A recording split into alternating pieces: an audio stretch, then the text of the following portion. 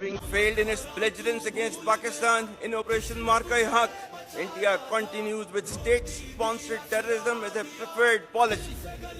Our adversaries' use of fitna al-Hind and fitna al-Khawarij as hired guns exposes its cowering, hypocritical and heinous face to the world. Equally disconcerting is the use of Afghan soil for terrorism in Pakistan. We urge the people of Afghanistan to choose mutual security over perpetual violence and progress over hardline obscurantism. Taliban regime must rein in the proxies who have sanctuaries in Afghanistan and are using Afghan soil to perpetrate heinous attacks inside Pakistan.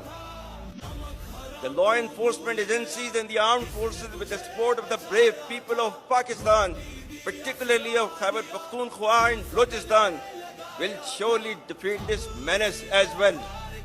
Be rest assured that, like our victory in the conventional domain, every state proxy of our neighbor will be razed to dust.